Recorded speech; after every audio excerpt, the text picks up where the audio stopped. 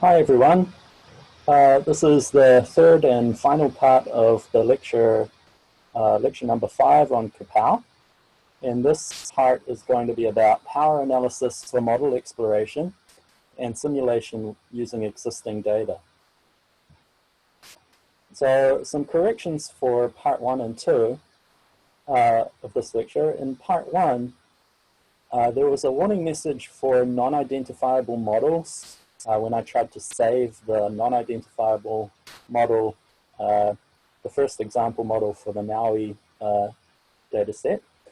And the warning message said to tick the save model box. Of course, there is no save model box. Rather, there's a save model button. We just have not updated that warning message yet. So it should say click the save model button if you want to try and save that model, that non-identifiable model, or if you want to change the model and save it. Also, when I showed that there were standard errors for the non-identifiable parameters in the model fit to the Maui dataset, some of those standard errors were missing values, NA, and I said that they were negative because the variances had been calculated as negative. Of course, that's incorrect. If the variances are negative, then the standard errors would be imaginary because they're the square roots of the variances. But of course, both of those things are just errors in calculation because of the boundary estimates for the non-identifiable parameters. But in any case, I was wrong to say that they would be negative standard errors. In the recording for part 2, I said that I would cover power analysis for model exploration, but I only covered power analysis for study design, and then the video finishes abruptly. And the reason for that is that I made a mistake in the recording, and the recording went much too long, so I had to cut off the end of that recording. So I'll be starting off with power analysis for study design, for model exploration in this recording. And just some notes on CaPow, because I've already had one of you uploading your own dataset to the web app and running some analyses, and you've already come to me asking about what happens to objects and data sets that you create or upload in the app. And those objects or data sets will be deleted when you disconnect from the app, and no copies will be made. But other people who are using the app, who happen to be using the app at the exact same time that you're using it, would be able to see any objects or data sets that you create at the moment. I'm going to be obviously working to change that, especially because I'm going to have you doing your assignment using CaPow. So I'd like you to have your own private spaces where you can have the objects that you're creating and not have other people be able to see them.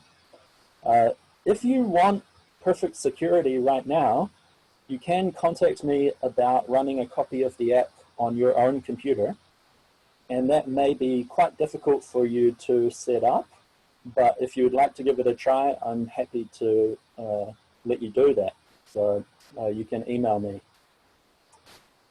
Also, there are a lot of example projects that are existing, saved in the app, and those objects are permanent. So you can remove them if you want to, but when you disconnect, those objects will come back, so they're available for everyone to look at. Those are just most of the examples that I'm showing in the lectures. And I should also say that you may be able to, if you're online at the same time as someone else, and they've created some objects or uploaded some data sets, you may be able to remove those. And so, of course, I'd ask you not to do that, as you could interfere with someone else while they're trying to do their work on the app. So just be aware of that. Okay, so I'm going to show you another set of examples now of power analysis, this time aimed more towards model exploration. And this example is a bit more complicated than the ones I've shown you already. And I'm also going to move through it a bit more quickly. And in particular, I'm going to use the simulation and model that simulations and models that are already built and saved in the app. So I'm not going to show you going through building all the simulations and models again, although I will show you a couple more examples of that towards the end of this lecture. So in this example, we have 3 blocks of surveys from 2001 to 2017. And we're going to assume that the initial population size is 400 again, and we have a constant population growth rate of lambda equals 1.02 this time, and constant survival probability again of 0.95. And we've got 2 different possible scenarios. So one is that the capture probabilities are constant over all of the surveys at 0.1. And in the second scenario, the capture probabilities are varying from 0.08 to 0.1 and 0.12 in each of the 3 blocks of surveys in the study. And I'll show you what that looks like in CaPow in just a minute. We're also going to be fitting 2 different types of pop and lambda models to each of those scenarios. One will be assuming constant capture probability, and one will not be assuming constant capture probability. So we're going to see what kind of effect that has. So there are a few different questions that I want to try and answer from this example, and I'd encourage you to pause the video and have a think about these questions before watching how I answer them, and maybe even go to CaPow and see if you can answer any of them yourself, which might not be easy, up to you if you want to give it a try. So the questions are, which models under which scenarios will give biased estimates of lambda? And you might already have had some idea about that just hearing the descriptions of the models and the scenarios, but you can think about that. And you could even ask yourself, why would the estimates be biased, and how would they be biased? Would there be a positive or a negative bias? And the next question is, how are the remaining model scenario pairs ordered by their power to exclude lambda equals 1? So which model for which scenario will give the strongest power, the most statistical power, to exclude lambda equals 1 in the most of the confidence intervals that are calculated? And which will give the least power? And finally, what can we conclude about study design and model selection from the answers to the first 2 questions? So this is pretty complicated example, but let's give it a shot. So going back to CaPow now, and I'll first just show you that I already have 4 projects set up in the app. These are projects that are saved in the app. You can see them if you go online, that correspond to the 2 different simulations and the 2 different models. So I'll show you the simulations first. So we can go to View Sims. And so the first simulation has P constant, which corresponds to constant capture probabilities. You can see that they're all 0.1. And you can see the 3 blocks of surveys that we have in this study. And the population starting at an initial population size of 400 and increasing with lambda equals 1.02 and survival equals 0.95. And then in the second simulation, we have P variable, which refers to variable capture probability. And you can see here that in each block, the capture probability is increasing from 0.08 to 0.1 to 0.12. And it's the same in each of these blocks. So those are our two simulations. And then if we go to view models, we can see two different models. One is holding the capture probability constant.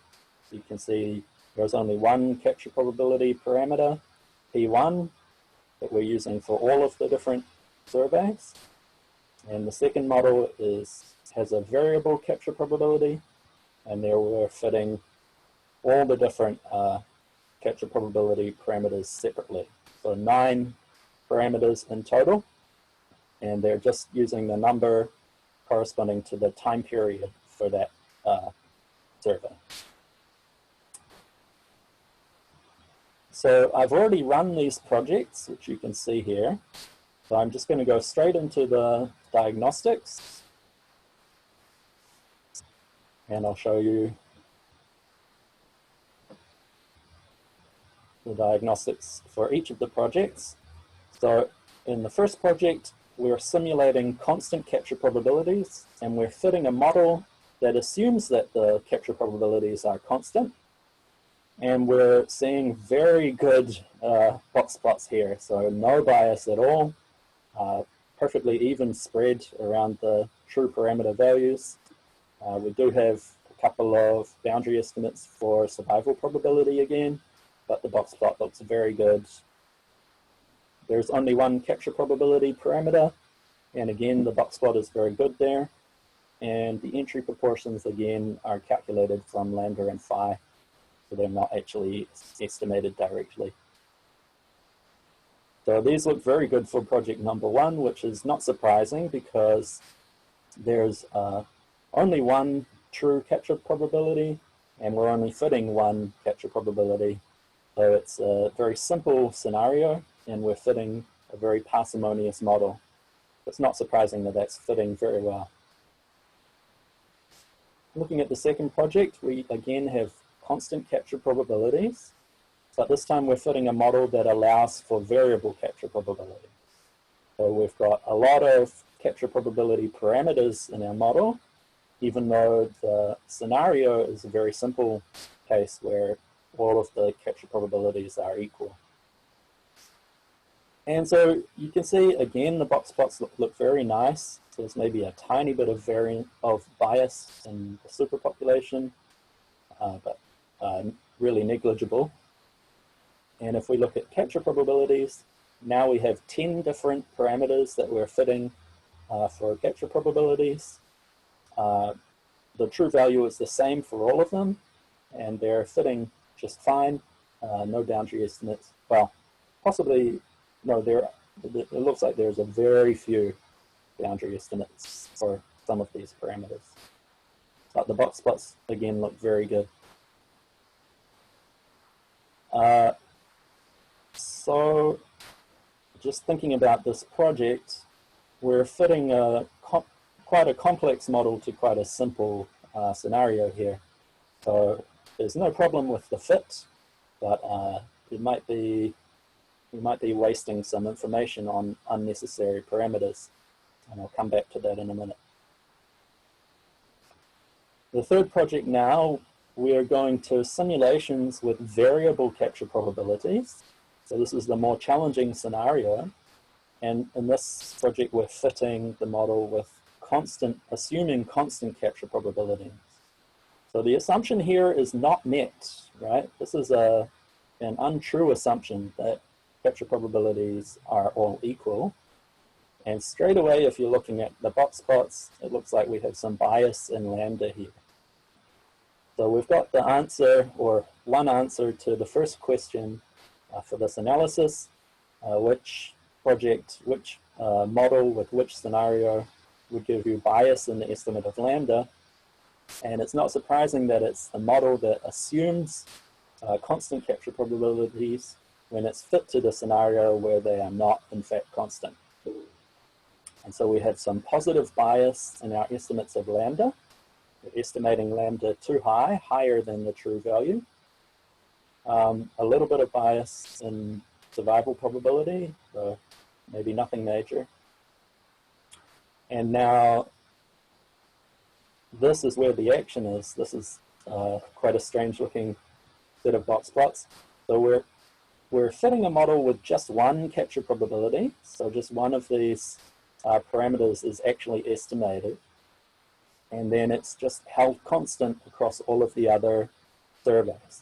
So that's why these box plots have a different color to show that it's really just the same parameter that's been held constant across all of these surveys, and it's actually just the same box plot. But these red lines show the true values of the capture probabilities at each of the surveys. Of course, they are not constant, they're changing. So we have the 0.08, 0.1, and 0.12. And the one capture probability that's estimated has been estimated to the average value, which is not surprising there. But of course, in 2 out of 3 of these surveys, there's a lot of bias. It's just a completely inaccurate estimate.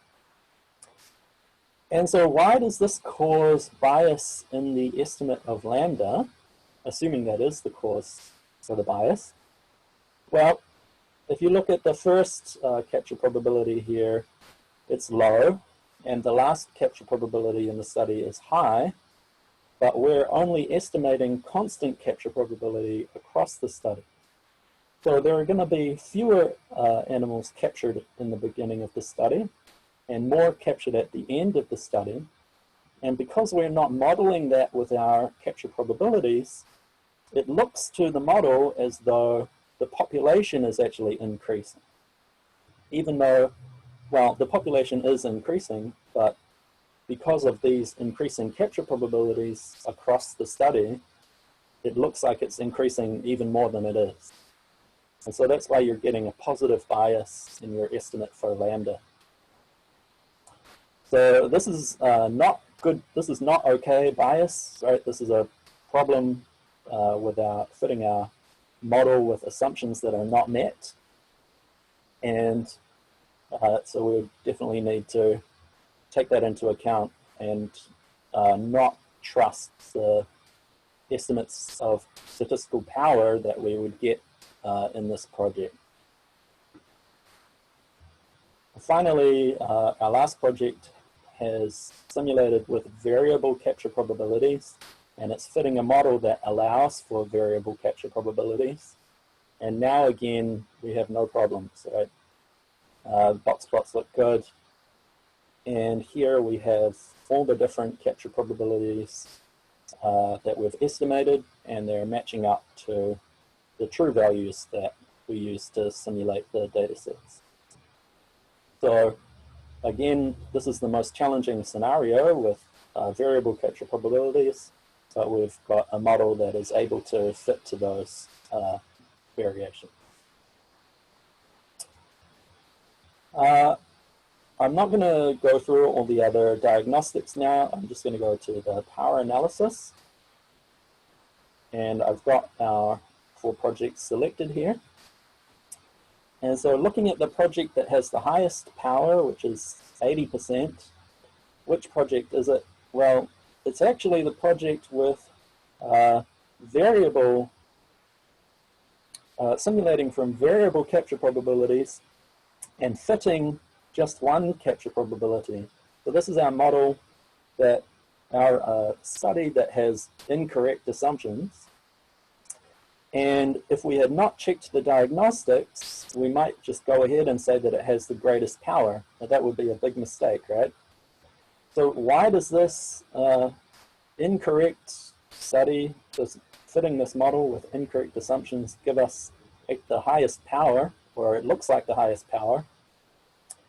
Well, if I might just change the display here.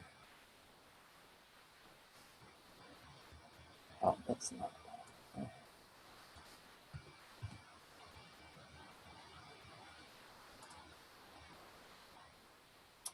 Okay, so this is SimV Fit C.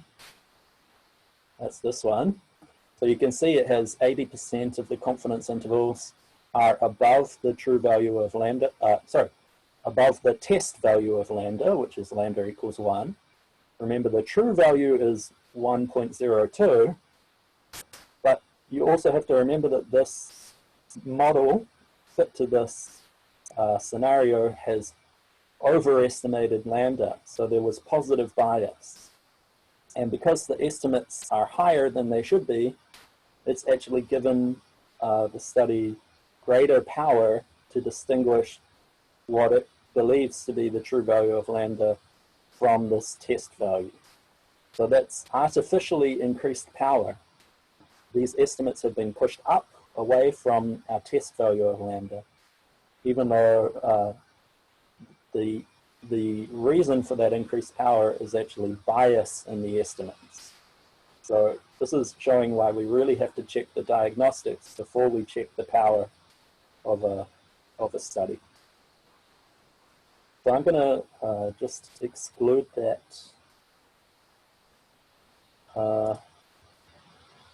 Exclude that one now because that's not a good study. So the next highest power is where we simulated with constant capture probabilities and fit with constant capture probabilities, and you can see that it has a lot higher power than the two other studies where we've fit variable capture probabilities. And the reason is that we've only fit one capture probability, so we've got many fewer parameters that we're estimating here. And because the true scenario is that there is only one capture probability, then there's no problem with fitting such a simple model. And then because it has fewer parameters, all the information in the data set is being used to estimate much fewer parameters, and it gives much more power to estimate those parameters very precisely. And so if we actually look in the summary tables, and we just look at lambda, and I'll exclude this scenario. And if we look at the median confidence interval width and the empirical standard deviation for our estimates of lambda, you can see that when we are fitting variable capture probabilities, the standard deviation is higher than when we only fit one capture probability, and the confidence interval width is much higher. And so, there's actually no major difference in the bias. So the bias is actually good in all these cases, but when you fit many fewer parameters, you get much more precision in your estimates. And so if I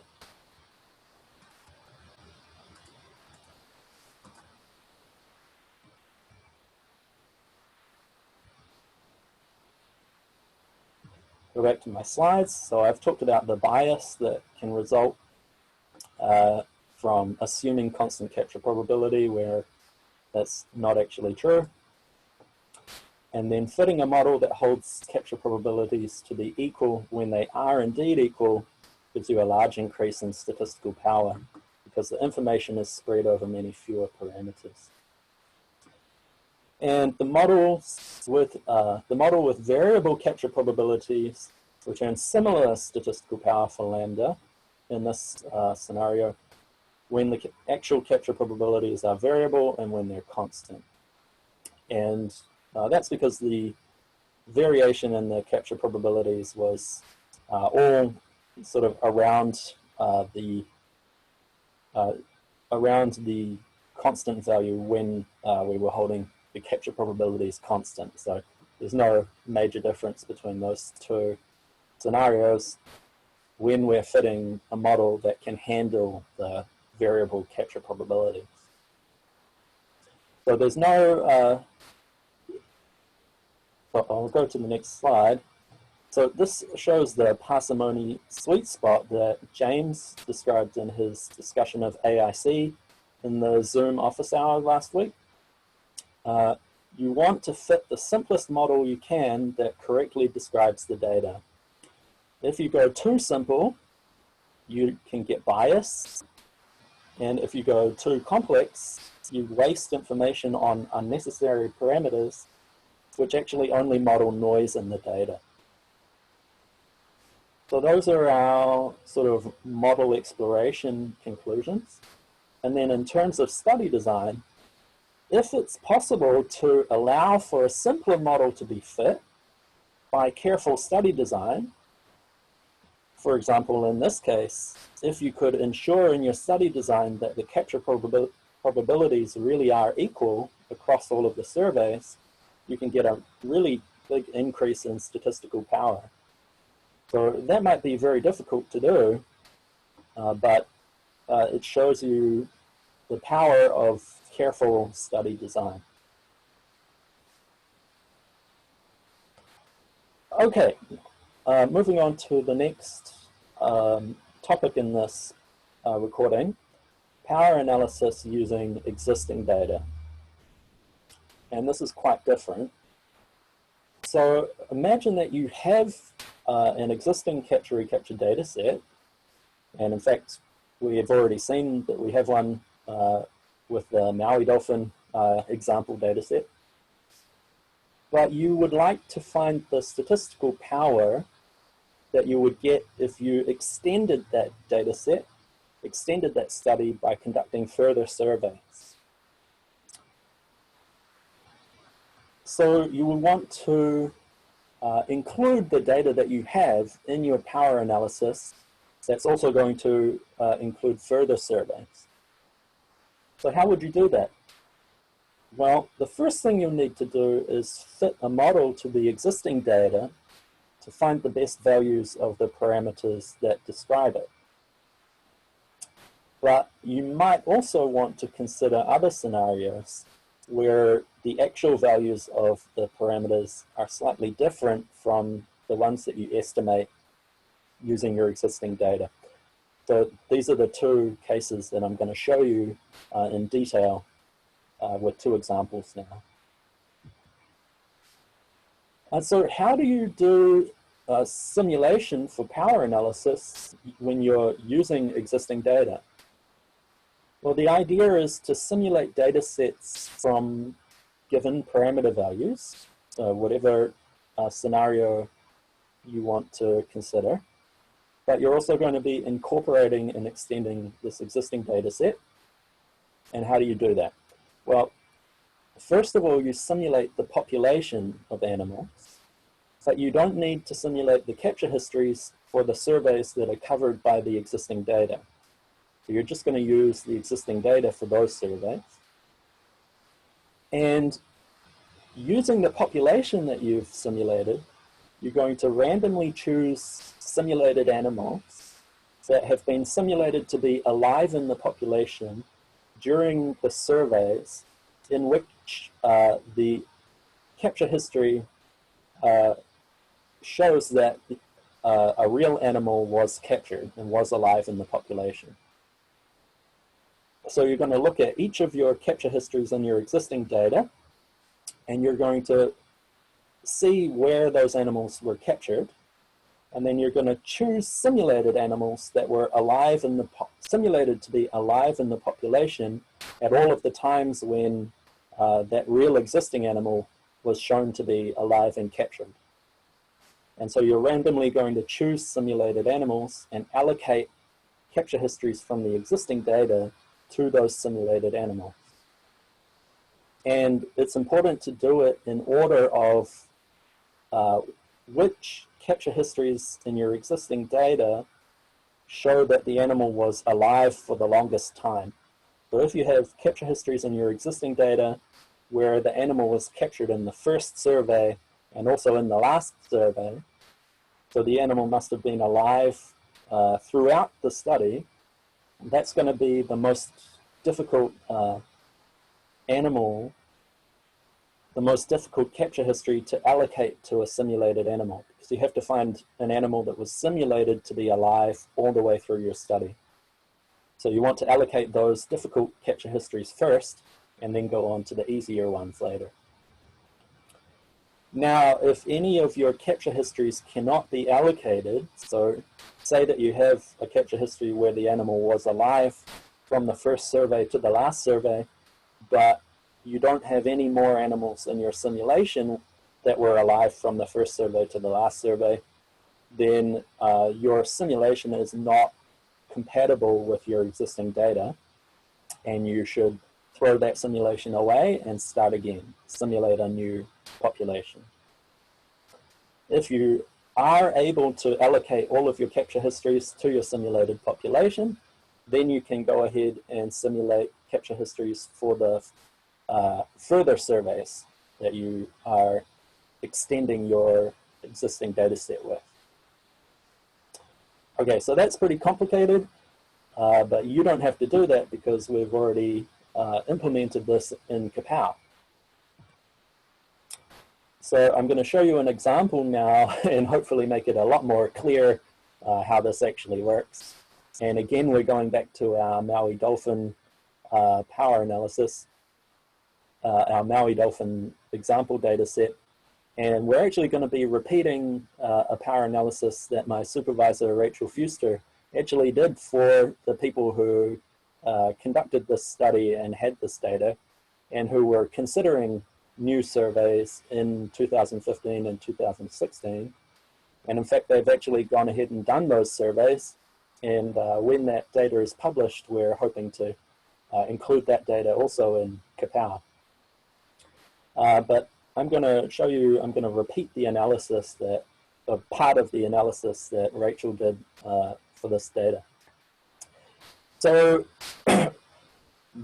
we're thinking about extending the Maui dolphin data set that we have with new surveys in 2015 and 2016. We're going to assume that the parameter values that we've estimated by fitting our pop and lambda model to the existing data set are correct. So we're going to simulate on the basis of those parameter estimates. And for the new surveys, we're going to assume that we can get a constant capture probability of 0.6. And the question is, what's the power of the pop and lambda model to exclude lambda equals 1 at the 95% significance level for this extended study? So going back to CaPow now.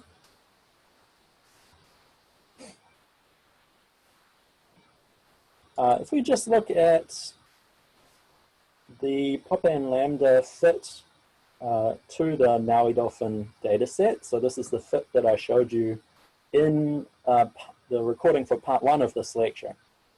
So here we have our lambda and phi. We've estimated lambda at 0.971, phi at 0.841. And you can see now why I've called this the estimate setting. Well, maybe you'll see actually in a minute. But the first thing that I need to do is build a simulation that uses the parameters in this model fit. So the estimated values of the parameters from fitting the pop and lambda model to the existing data. And if that sounds difficult, well, it could be, but we've actually included that feature in CaPow. So you can choose a data set and a fit model in the sim builder. And I'm going to go ahead and choose the Maui dolphin model fit setting. And you can see that the estimated value for lambda and phi has been automatically filled in. We've got all of our time periods from our existing data and the survey times for our existing data have been filled in. And then the number of time periods now refers to the number of time periods after the existing data. So we have 5 more time periods going from 2012 to 2016, and I've already filled in the 2 surveys in 2015, 2016. Now I'm going to put in the capture probability for those surveys that we're assuming, 0.6. And actually the superpopulation size has also been filled in to the correct value. But you do need to be careful if you're using this feature, because there is a bug sometimes in the superpopulation size that gets filled in. So I'm just going to show you again how you can double check that you've got the right superpopulation size. So the initial population size estimated in the data was 67 animals. So I'm going to fill that in our NS calculator again. And the other values that we've estimated.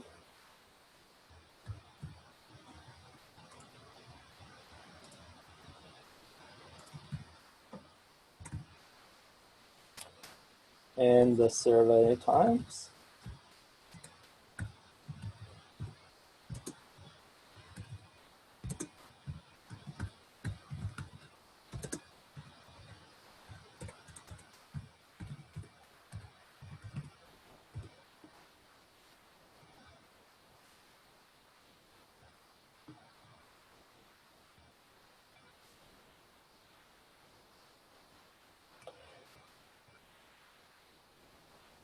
Have I got this correct?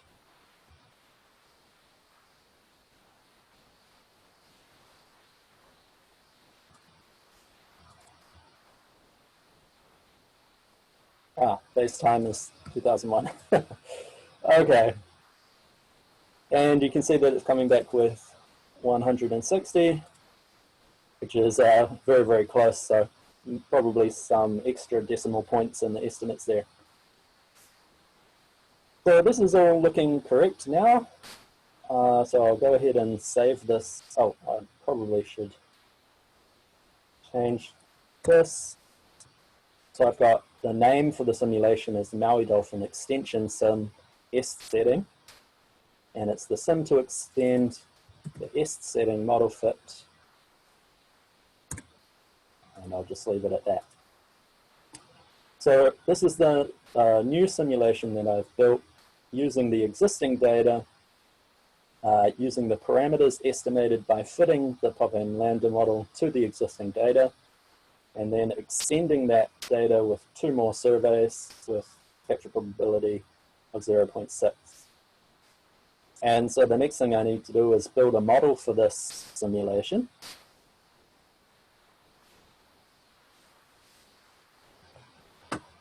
So I'll call this the Maui Dolphin Extension Model.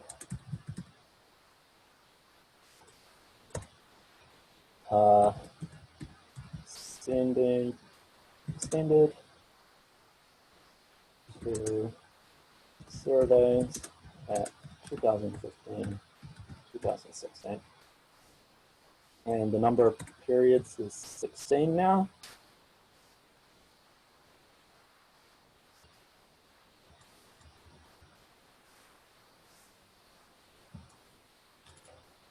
I think I can show you another bug that you might come across when you're filling in these, building these models.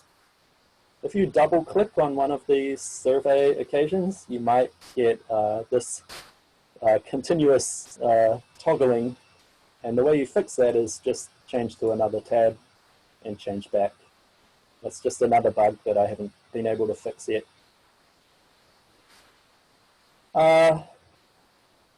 Now I want to estimate lambda and phi.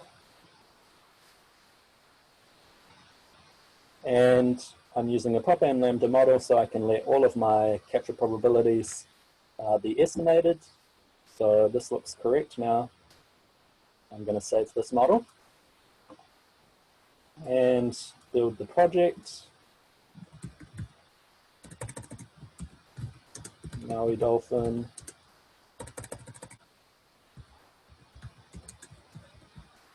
Extension. Survey 2015, 2016. I've got the extension sim EST setting, and I need the extension model. And there's my project. I'm going to run it. And you may find that running projects that are based on existing data sets are a little slower, just because we have to allocate those existing capture histories to the simulated population, and that takes a little bit more time.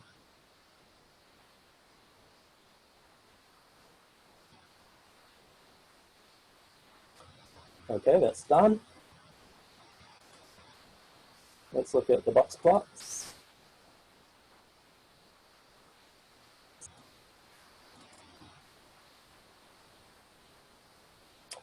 Okay, so you can see that there's some bias in our estimates here, but I want you to, sorry, it's a bit windy. Just closing the windows. I want you to understand that the reason there's bias in these estimates is because we're simulating a very difficult scenario. So the superpopulation size is very small, only 160 animals ever exposed to capture. And if you remember, the expected population size that we saw when we were building the simulation was very small.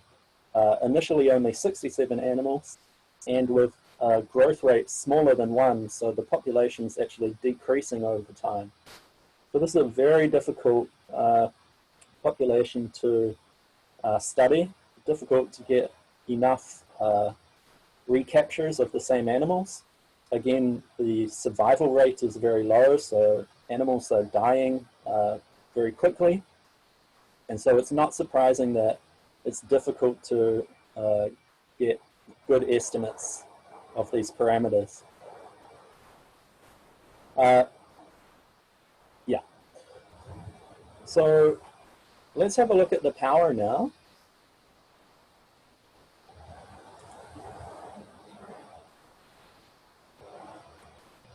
And you can see that the power to distinguish the true value of lambda from the test value of lambda equals 1 is quite small, only 17%. So this is bad news for our study. It's going to be very difficult to distinguish that the population size is actually decreasing, that is, to distinguish the value of lambda from lambda equals 1, even with quite high capture probabilities in 2 further surveys in 2015 and 2016.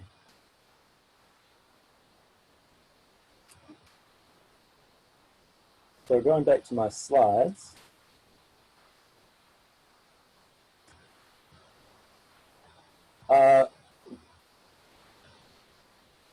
one thing that we could test, and the people who were running the study actually did want to test this, was what about if we're lucky, right? What if the values of lambda and phi are not exactly what we estimated from the existing data set? What if they're a little bit lower? So if lambda is lower than the estimate of 0.97, so here we're going to assume that lambda equals 0.94 and phi equals 0.08.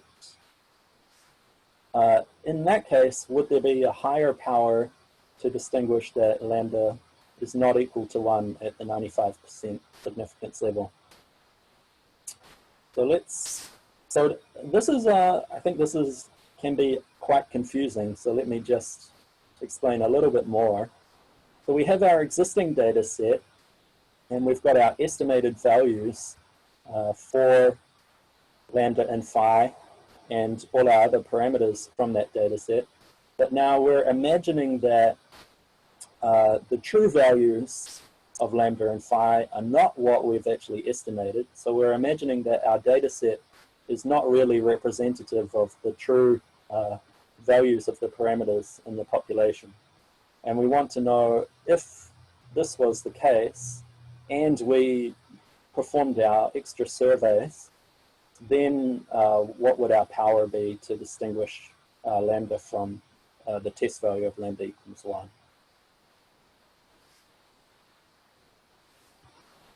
And so the first thing we need to do is fit a new model to our data set. So we want to imagine that lambda is 0.94 and phi is 0.8, but then we need to know what values of the superpopulation size and the capture probabilities are actually correspond to or are the best estimates for the data that we have, imagining that we have those values of lambda and phi.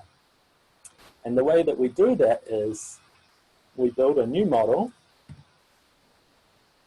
and we hold the values of lambda and phi at the values that we want to assume are correct, and we'll estimate the values of the superpopulation size and the capture probabilities for our existing data set. So I'm going to call that the Maui dolphin data model lower setting.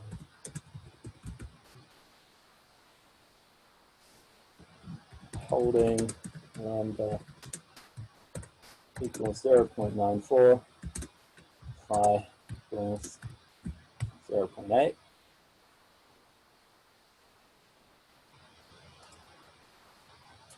And now I'm going to fit this model to our data set. So I'll just copy this name, call it the low setting, and I'll just say holding lambda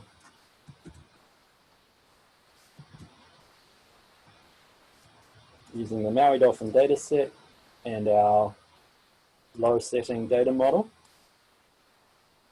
So the models fit there.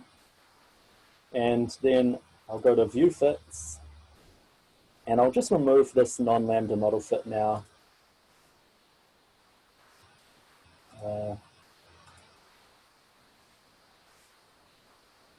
Just so it's easier to compare these two model fits.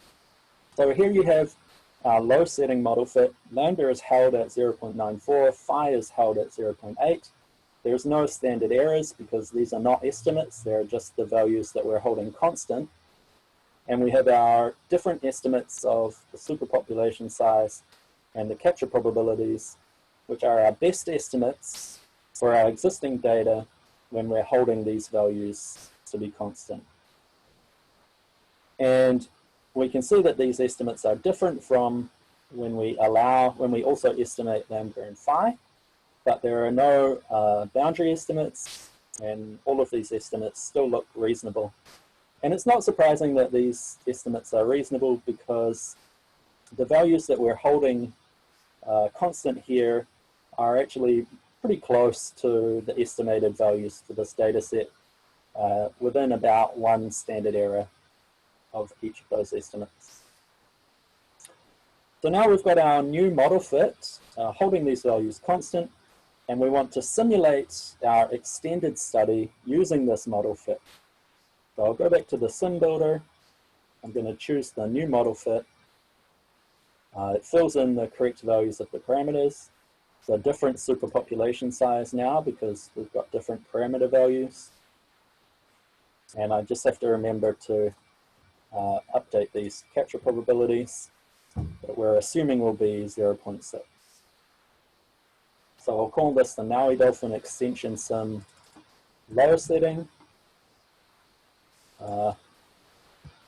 Holding lambda equals 0.94 and phi equals, well, that's not exactly right.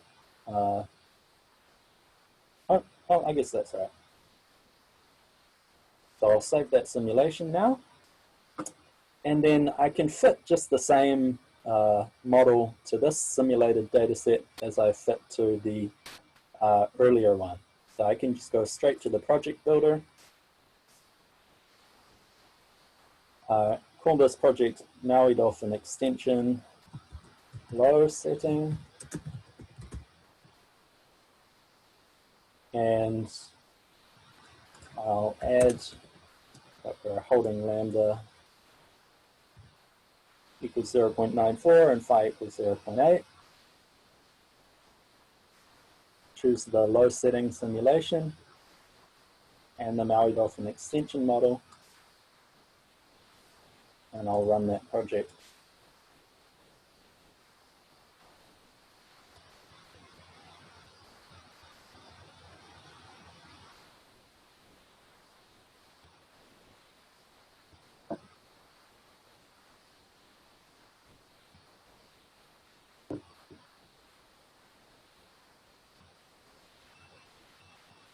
Okay, that's done. Let's look at the box plots for the low setting extension. And now you can see the bias is even worse than in the first study that we were analyzing. And this is not surprising at all, right? So we now are simulating using our existing data set, but we're simulating from parameter values that are not the best values estimated for that data set. And in fact, not only are they not the values that we estimated for that data set, but there are values that make it even harder to get a good data set.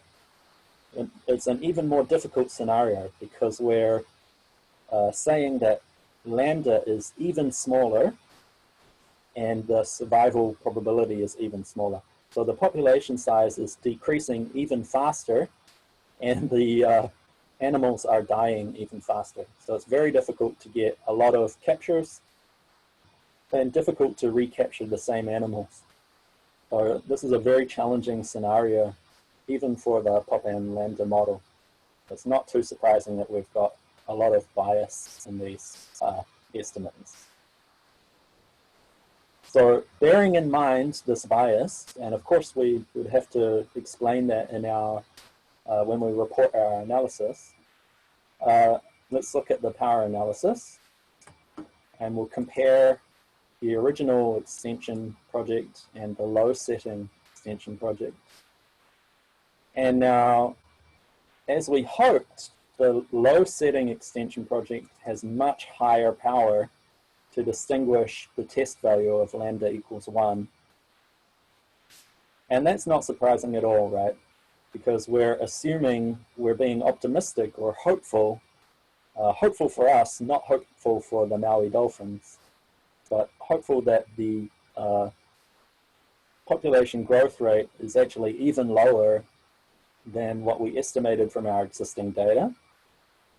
And so when we estimate these lower values, our confidence intervals are more likely to exclude the test value lambda equals 1. And so we have greater power to tell that the population size is really decreasing over time.